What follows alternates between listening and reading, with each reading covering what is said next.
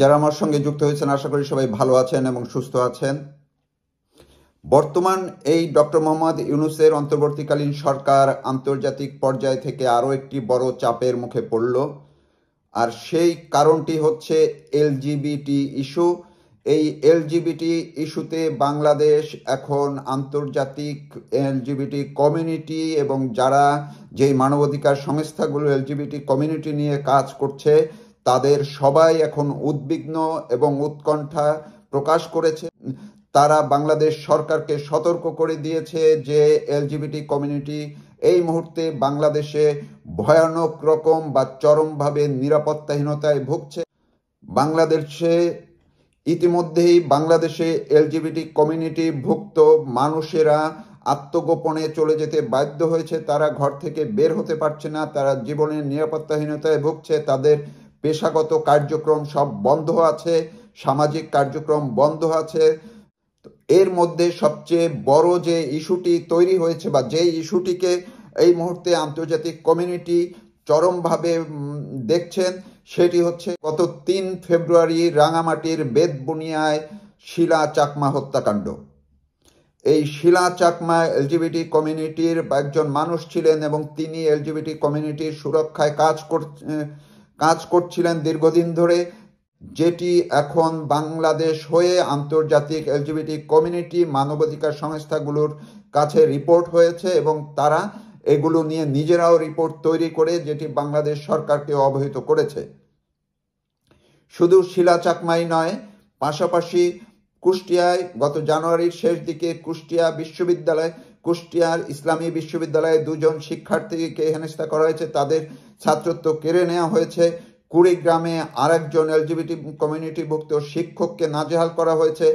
এর আগে আরও কয়েকজন এনজিও কর্মী এবং যাদের মধ্যে কর্মকর্তা পর্যায়ে আছেন তারাও নাজেহাল হয়েছেন, হেনস্থা হয়েছেন, চাকরিচ্যুত হয়েছেন।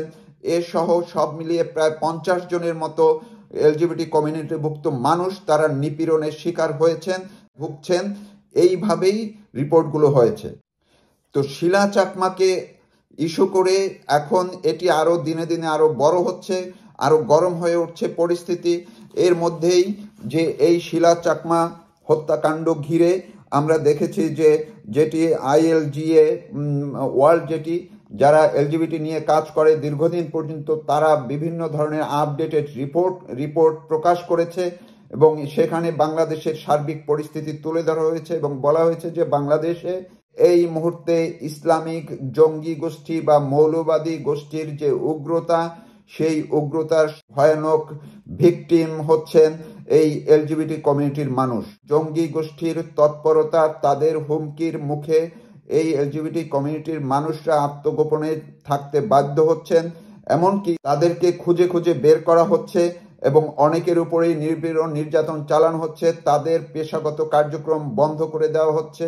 পাশাপাশি যেই কয়েকটি এনজিও এই এলজিবিটি কমিউনিটি নিয়ে কাজ করে, তাদের সুরক্ষার জন্য কাজ করে, তাদের স্বাস্থ্য চিকিৎসা কিংবা অন্যান্য বিষয়ে মানবাধিকার নিয়ে কাজ করে, তারাও হুমকির মুখে পড়েছে। তাদেরকেও এই ইসলামিক জঙ্গি গোষ্ঠী নানানভাবে হুমকির মুখে রেখেছে। গ্লোবাল হিউম্যান রাইটস ডিফেন্স নামে যে সংস্থাটি আছে, যারা এই এলজিবিটি কমিউনিটি নিয়ে সবচেয়ে বড় আন্তর্জাতিক পর্যায়ের সংস্থা, তারা যেটি GHRD, তারাও ইতিমধ্যে রিপোর্ট করেছে এবং তাদের উদ্বেগের কথা জানিয়েছে। তারা আশা করেছে এই সরকার অবিলম্বে যাতে এই এলজিবিটি কমিউনিটির সবাই সুরক্ষা নিশ্চিত করেন। পাশাপাশি যেমন হিউম্যান ডিগনিটি ট্রাস্ট যেটি আছে, কিংবা ফ্রান্সের JMBF যেটি সংস্থাটি আছে, তারাও বহুদিন পর্যন্ত বাংলাদেশে কমিউনিটি নিয়ে কাজ করছে, এলজিবিটি কমিউনিটি নিয়ে কাজ করছে, তারাও এই রিপোর্টগুলো তুলে ধরেছে এবং সেখানে তারা বাংলাদেশে এই মুহূর্তে যে সবচেয়ে ঝুঁকিপূর্ণ অবস্থায় আছে এলজিবিটি কমিউনিটির মানুষ, সেটি তারা তুলে ধরেছে। এই বর্তমান সরকার প্রধান যিনি আছেন ডক্টর মোহাম্মদ ইউনূস, তিনি এর আগে কিন্তু 2013 সালে এই এলজিবিটি কমিউনিটির পক্ষে তিনি কথা বলেছিলেন। ডক্টর মোহাম্মদ ইউনূস এখন যে মৌলবাদী জঙ্গি উগ্র ইসলামিক গোষ্ঠীর মাধ্যমে বা বেষ্টিত হয়ে সরকার পরিচালনা করছেন, সেই ইসলামিক গোষ্ঠী কিন্তু 2013 সালে এই ডক্টর মোহাম্মদ ইউনূসের বিরুদ্ধে অবস্থান নিয়ে বিক্ষোভ প্রদর্শন করেছিল। তো তো এখন ডক্টর মোহাম্মদ ইউনূস সেই এলজিবিটি কমিউনিটির সুরক্ষায় কি করবেন সেটি একটি দেখার ব্যাপার আছে। তিনি কি এলজিবিটি কমিউনিটিকে সুরক্ষা দিবেন, তাদের পক্ষে কথা বলবেন, নাকি এই ইসলামিক মৌলবাদী জঙ্গি গোষ্ঠী যারা এই মুহূর্তে এই এলজিবিটি কমিউনিটির জন্য সবচেয়ে হুমকি স্বরূপ বা হুমকি দিচ্ছেন, হুমকি তৈরি করছেন এবং তাদেরকে বিপদগ্রস্ত করছেন, নিরাপত্তাহীনতার কারণ হয়ে দাঁড়িয়েছেন, সেই তাদের বিরুদ্ধে ডক্টর ইউনূস কি ব্যবস্থা নেন সেগুলো আন্তর্জাতিক পর্যায় থেকে তারা দেখতে চায়। প্রতিটি রিপোর্টে উল্লেখ করা হয়েছে এই ইসলামিক মিলিটেন্ট গ্রুপের কথা, যাদের মাধ্যমে এই এলজিবিটি কমিউনিটিভুক্ত মানুষরা এখন নিরাপত্তাহীনতায়, চরমভাবে নিরাপত্তাহীনতায় ভুগছেন বলে প্রতিটি রিপোর্টে উল্লেখ করা হয়েছে। এমনকি কোনো কোনো সংস্থার পক্ষ থেকে এলজিবিটি কমিউনিটির জন্য বাংলাদেশের প্রচলিত যে আইন আছে সেই আইনকে আরও উদার করার আহ্বান জানানো হয়েছে। অন্যদিকে এখন পর্যন্ত যতজন এলজিবিটি কমিউনিটিভুক্ত মানুষ বিভিন্ন ঝুঁকির মুখে পড়েছেন এবং যারা এই শিলা চাকমাকে হত্যা করেছে তাদের বিরুদ্ধে কি কি ব্যবস্থা নেওয়া হয়েছে, তাদের অবিলম্বে দৃষ্টান্তমূলক শাস্তি নিশ্চিত করার জন্যও বলা হয়েছে।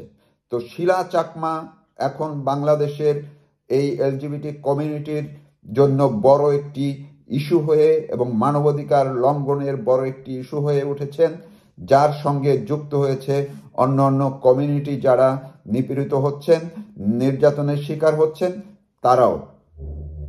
তো এখন দেখা যাক এই পরিস্থিতি কোথায় গিয়ে ঠেকে। ধন্যবাদ সবাই।